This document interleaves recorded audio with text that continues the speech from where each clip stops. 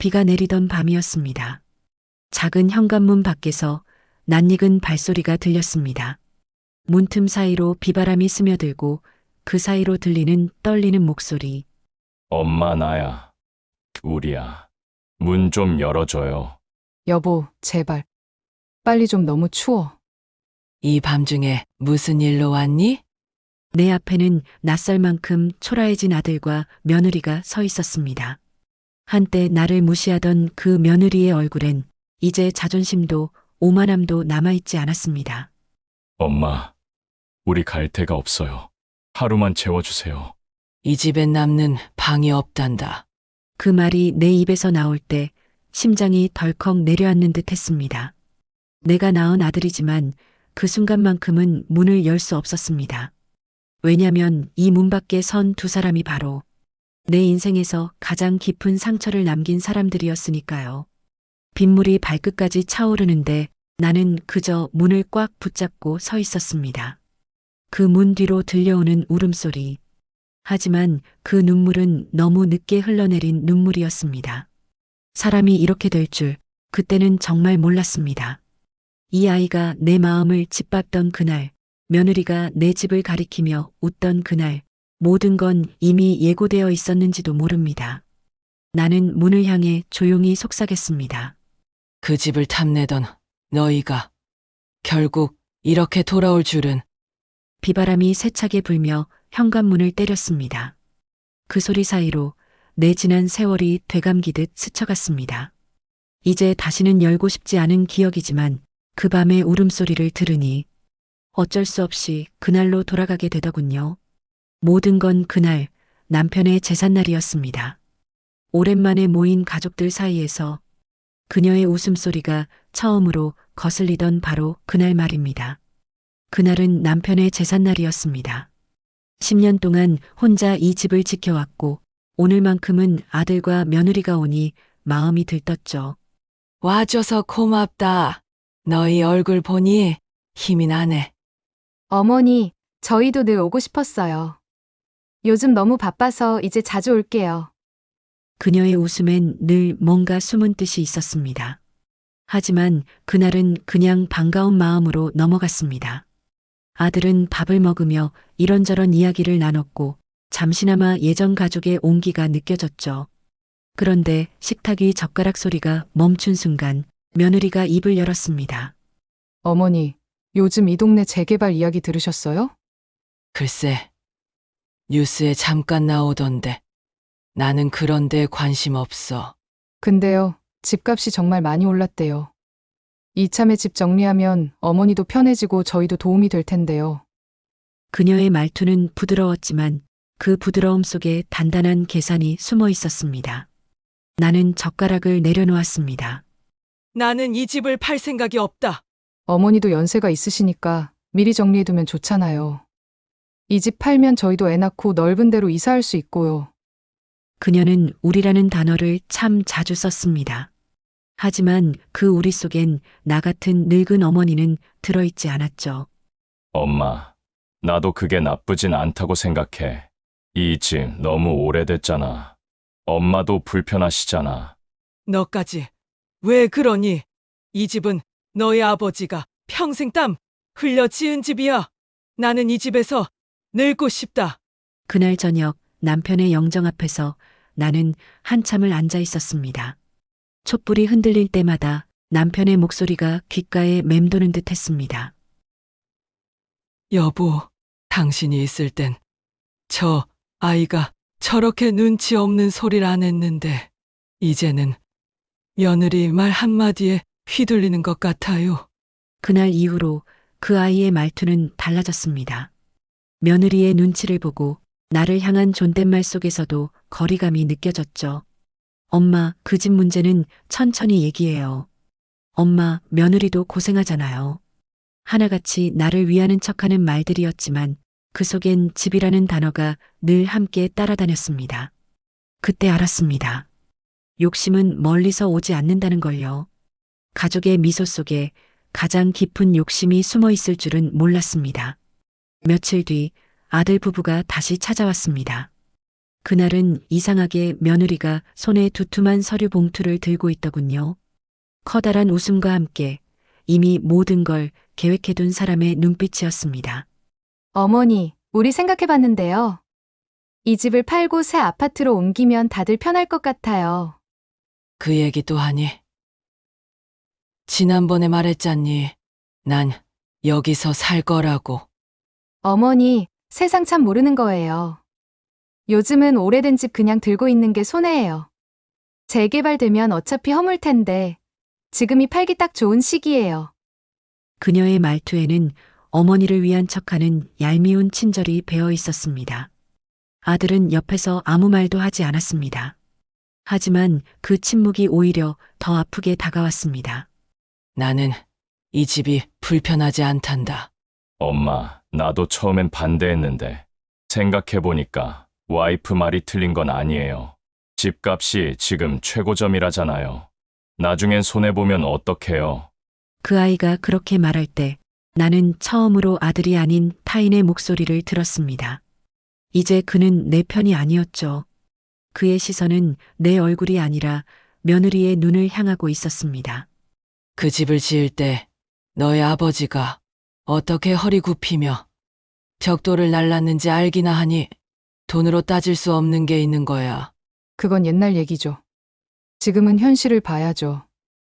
추억으로는 못 사니까요. 그녀는 예의 없이 웃었고 나는 아무 말도 하지 못했습니다. 말을 한다는 건 싸움을 키우는 일이니까요. 그 대신 가만히 일어나 부엌으로 향했습니다. 뜨거운 물주전자를 내려놓는 손이 덜덜 떨렸습니다. 내 인생에서 가장 익숙한 집인데 그 순간만큼은 낯선 공간처럼 느껴졌습니다. 며느리는 그날 이후 자주 들락거렸습니다. 청소를 도와준다고 오고 시장을 대신 봐준다고 하며 집안 구석구석을 살폈습니다. 어머니, 이 거실은 정말 구조가 아깝네요. 요즘 이런 평면은 잘 안 나와요. 그게 무슨 말이니? 나중에 팔면 인테리어만 잘해도 금방 값 오를 거예요. 그녀의 눈빛은 따뜻함이 아니라 계산이었습니다. 그녀는 이 집을 시장에 나온 물건처럼 바라보고 있었습니다. 나는 그 시선을 볼 때마다 심장이 서늘하게 식어갔습니다. 어느 날은 내 방의 서랍까지 열어보며 말하더군요. 어머니, 이런 옛날 통장들은 이제 버리세요. 그건 내 거야. 함부로 손대지 마. 에이, 그런 뜻 아니에요. 어머니 도와드리려던 건데. 그녀는 늘 그렇게 말끝을 흐렸습니다. 도와드리려던 건데 그 말 뒤에는 언제나 불순한 의도가 숨어 있었죠. 아들은 점점 멀어졌습니다. 전엔 주말마다 들르던 아들이 이제는 며느리가 없으면 오지도 않았습니다. 가끔 전화가 와도 대화의 끝은 언제나 같았습니다. 엄마, 그냥 집 파세요. 이 일로 며느리랑 자꾸 싸우면 나도 힘들어요. 싸운 적 없단다. 단지 내 마음을 지키고 있을 뿐이야. 그때 느꼈습니다. 내가 이 집을 지키는 일은 단순히 벽과 지붕을 지키는 게 아니라 나 자신을 지키는 일이란 걸요. 그럼에도 나는 마음을 굳혔습니다. 말하지 않고 기다리기로 했습니다. 탐욕은 언젠가 스스로를 무너뜨리는 법이니까요. 여름이 오자 아들 부부는 거의 매일같이 찾아왔습니다. 며느리는 여전히 다정한 미소를 지었지만 그 웃음 뒤에는 초조함이 깔려 있었습니다. 그들의 사정이 좋지 않다는 소문이 이웃들 사이에서 돌고 있었죠. 아들 부부가 투자했다가 손해봤대. 카페 차렸다가 망했다나 봐. 그래, 그랬구나. 나는 안쓰럽기도 했습니다. 그래서 반찬을 싸서 아들 집에 가져가기도 했죠. 하지만 그때의 며느리 얼굴은 감사가 아니라 경계로 가득했습니다. 어머니, 갑자기 오시면 곤란해요. 요즘 손님도 없고 정리도 안 돼서요. 그냥 밥이라도 같이 먹을까 해서 왔지. 다음엔 미리 연락 주세요. 그날 돌아오는 길에 나는 한참을 걸었습니다. 길가의 벚나무 아래서 이제는 완전히 남이 되었구나 하는 생각이 들었죠. 며칠 후 아들이 전화를 걸어왔습니다. 엄마, 사실 우리 좀 힘들어요. 가게 정리하고 새로 시작하려면 돈이 필요해요. 돈이라니 얼마나 필요하니? 엄마 집을 담보로 대출만 좀 받으면 돼요. 내 이름으로 갚을게요. 와이프도 책임진대요. 안 된다. 이 집은 너희 아버지의 유산이야. 그걸 담보로 잡는 건 그분 얼굴에 먹칠하는 거야. 아들은 아무 말도 하지 않았습니다. 그날 이후로 그의 전화는 끊겼고 며느리는 더 이상 찾아오지도 않았습니다. 그저 이웃에게 들려오는 소문으로만 그들의 상황을 짐작할 뿐이었습니다. 가게가 망하고 빚독촉이 이어진다는 이야기. 나는 마음이 아팠습니다. 그래서 조용히 봉투 하나를 챙겨 아들 집으로 갔죠. 조금이라도 도움이 되길 바랬습니다. 하지만 현관문이 열렸을 때 그 안에서 들려온 며느리의 목소리는 얼음처럼 차가웠습니다. 어머니, 또 오셨어요? 저희 문제에 간섭하지 말라니까요. 그냥 조금이라도 도와주려고. 도움이요? 그럼 집을 팔아서 도와주세요. 그게 진짜 도움이죠. 그녀의 눈빛엔 미안함도 없었습니다. 오히려 내가 방해물이라도 되는 듯한 냉담한 뿐이었죠. 그 순간 내 마음속에 무언가가 툭 하고 끊어졌습니다. 그래. 알겠다. 너희가 어떻게 살든 이제 나는 모른다. 그 말 이후 나는 다시 그 집의 문을 닫았습니다. 전화가 와도 받지 않았고 문이 울려도 나가지 않았습니다. 조용히 묵묵히 내 삶으로 돌아왔죠. 가을이 지나고 겨울이 왔을 때 이웃이 전해준 말 한마디가 그 긴 침묵을 깼습니다. 아들 내가 결국 집을 뺐대. 빚 갚으려고 전세금까지 날렸대. 그 말을 듣는 순간 이상하게 눈물이 나지 않았습니다. 마음 한켠이 서늘하게 식어버렸거든요. 그제야 알았습니다. 복수는 말이 아니라 시간이 하는 일이란 걸요. 겨울이 깊어가던 어느 날 나는 평소보다 일찍 잠이 들었습니다. 그런데 새벽녘 전화벨이 울렸습니다. 화들짝 놀라받았더니 들려오는 목소리는 낯설 정도로 거칠었습니다. 엄마, 나야. 잠깐만 도와줘요. 제발. 무슨 일이야? 어디야? 지금 집 비워달래요. 보증금도 다 날리고 우리 나갈 데가 없어요. 순간 머리가 하얘졌습니다. 설마 하는 생각이 스쳤지만 곧 그것이 현실이 되어버렸죠. 며느리가 욕심내어 시작한 사업, 그걸 믿고 돈을 쏟아부은 아들, 결국 빚만 남긴 채 무너진 겁니다. 너희가 그렇게 된 이유 몰라서 묻니? 그 집 팔라고. 그때 얼마나 날 괴롭혔는데. 엄마, 미안해요. 그땐 정말 그게 맞는 줄 알았어요. 그날 이후 아들의 전화는 끊겼습니다. 이웃들은 속삭였죠. 아들네 부부 빚쟁이한테 쫓긴대. 며느리 친정에서도 등을 돌렸대. 나는 그 소문이 사실이길 바라지 않았습니다. 그만큼 그들이 얼마나 추락했는지를 상상하고 싶지 않았습니다. 며칠 뒤 우체통에 한 통의 편지가 꽂혀 있었습니다. 봉투엔 떨리는 손글씨로 엄마께라고 적혀 있었죠. 엄마, 죄송합니다. 우리가 욕심을 냈어요. 며느리가 투자한 돈을 되찾으려다 빚을 냈고 결국 아무것도 남지 않았어요. 지금은 모텔방 신세예요. 한 번만 용서해 주세요. 엄마가 해주신 밥이 그리워요. 글자 하나하나가 눈물로 번져 있었습니다. 나는 그 편지를 품에 안고 오래 울었습니다. 그러면서도 마음 한구석에선 이상하게 평온함이 느껴졌습니다. 그래, 결국 세상은 공평하구나. 그들이 나를 내치던 날, 하늘도 울었지만 오늘은 내 마음이 울고 있었습니다. 여보, 결국 욕심이 그 아이들을 길 위로 내몰았어. 당신 말이 맞았어. 돈보다 무서운 건 욕심이야. 며느리의 말들이 떠올랐습니다. 이 집은 비효율적이에요. 팔면 모두가 편해져요. 그 말의 끝은 결국 자신을 향한 칼이 되었죠.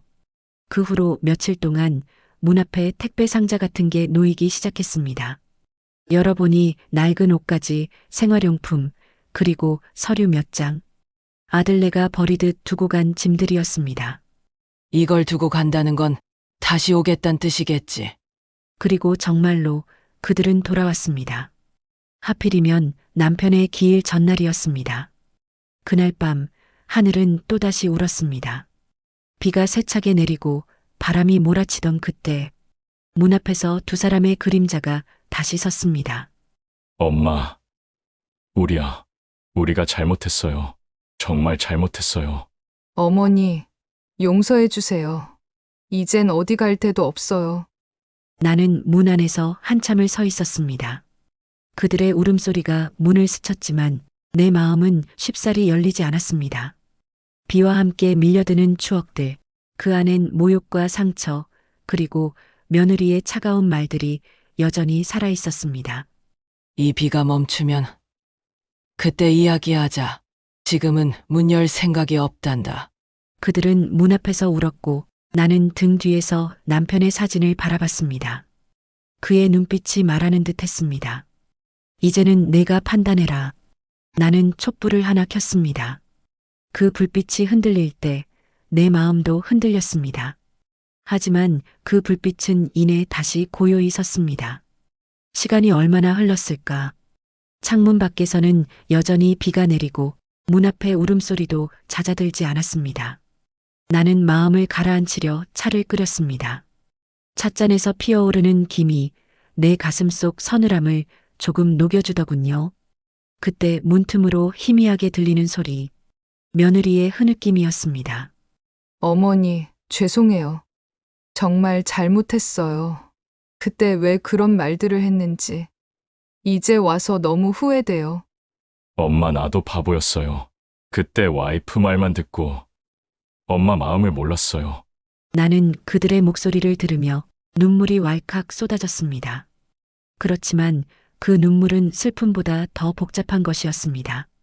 미움, 연민, 후회, 그리고 아주 작지만 따뜻한 무언가. 나는 조용히 현관 앞에 밥 한 그릇과 김치 접시를 내려두었습니다. 그리고 문을 열지 않은 채로 말했습니다. 배고플 거다. 먹고 가라. 하지만 문은 열 수 없단다. 그들은 아무 말도 하지 않았습니다. 그저 흐느낌과 젓가락 부딪히는 소리만이 들려왔습니다. 비는 여전히 내리고 있었죠. 잠시 후 발소리가 멀어졌습니다. 창문으로 내다보니 두 사람은 서로 기대며 골목길을 걸어가고 있었습니다. 비에 젖은 뒷모습이 한없이 작아 보였습니다. 그래, 가거라.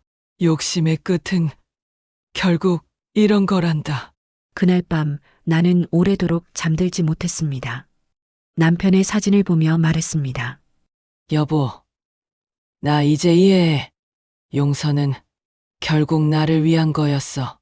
다음 날 아침 현관 앞엔 젖은 봉투 하나가 놓여 있었습니다. 그 안엔 아들의 편지와 며느리의 반지가 들어 있었죠. 엄마, 이건 며느리가 마지막으로 드리고 싶대요. 다신 그런 일 없을 거예요.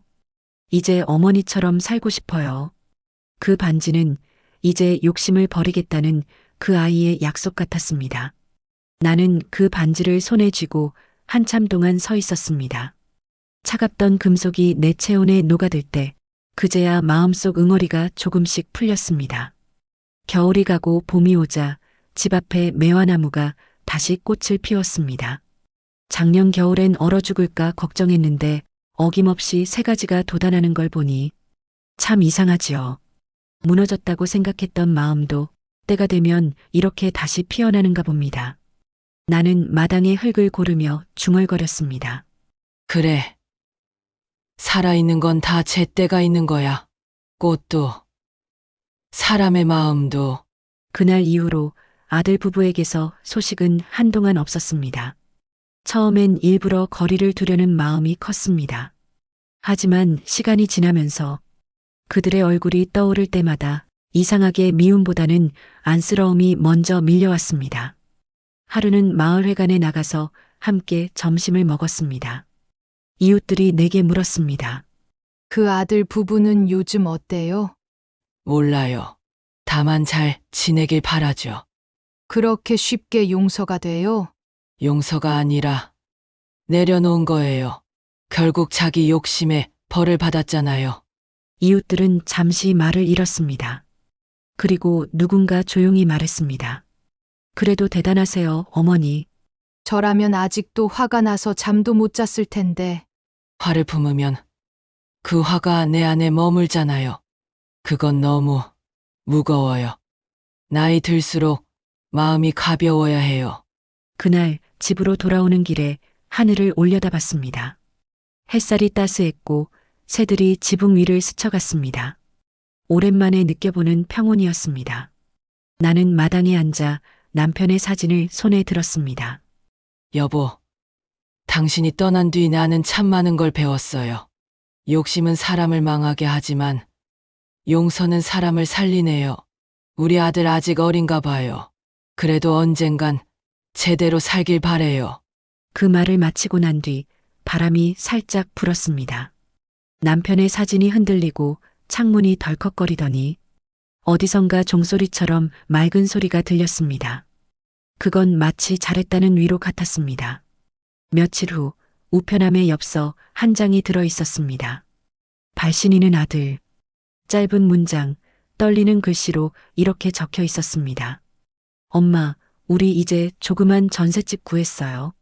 힘들었지만 다시 시작해 보려고요. 그날 밥 정말 고마웠어요. 그 따뜻한 밥 한 그릇 덕분에 우리 살아있어요. 나는 엽서를 손에 쥐고 한참을 서 있었습니다. 눈물이 맺히는 걸 느끼며 미소가 번졌습니다. 그제야 진짜로 용서가 끝났다는 걸 알았습니다. 그래. 그럼 됐다. 사람은 다 넘어지면서 배우는 거야. 그날 저녁 하늘은 유난히 붉었습니다. 노을빛이 지붕 위에 퍼지고 그 빛이 오래된 벽을 따뜻하게 감쌌습니다. 나는 그 빛을 바라보다가 문득 생각했습니다. 내 인생의 겨울도 이제는 봄으로 바뀌는구나. 가끔 그날 밤의 문소리를 떠올립니다. 비 내리던 현관 앞, 젖은 울음소리, 그리고 문틈 사이로 새어나가던 따뜻한 밤 냄새. 그 기억은 아프지만 이상하게도 이제는 평화롭습니다. 그건 아마도 내가 복수를 택하지 않았기 때문이겠지요. 용서는 단 한 번의 선택으로 끝나지 않습니다. 매일 조금씩 마음을 다잡는 일, 그게 진짜 용서의 길이더군요. 지금도 나는 매일 아침 창문을 열며 하늘에 인사합니다. 그리고 작은 소리로 이렇게 속삭입니다. 오늘도 고맙다. 살아있다는 게 참 감사한 일이야. 창밖에는 새들이 지저귀고 햇살이 마루 위로 비칩니다. 비 내리던 그 밤이 거짓말처럼 멀게 느껴집니다. 하지만 나는 압니다. 그 밤이 있었기에 지금의 이 평온이 더 소중하다는 걸요. 세월이 흘러도 변하지 않는 진실이 있습니다. 가족은 때로 상처를 주지만 결국 마음속에서 다시 이어지는 인연입니다. 끊어진 듯 보여도 용서가 그 실을 다시 잇습니다. 혹시 여러분도 그런 사람 있나요? 용서하고 싶지만 아직 마음이 따라주지 않는 사람요. 그 사람을 미워하는 대신 오늘 하루만이라도 마음을 쉬게 해주세요. 언젠가 그 용서가 당신의 삶을 더 따뜻하게 만들어줄 겁니다. 오늘 이야기가 마음에 닿았다면 좋아요와 구독, 그리고 알림 설정으로 당신의 따뜻한 마음을 나누어 주세요. 다음 이야기에서도 또 한 사람의 인생을 한 장의 사연으로 만나보겠습니다. 감사합니다.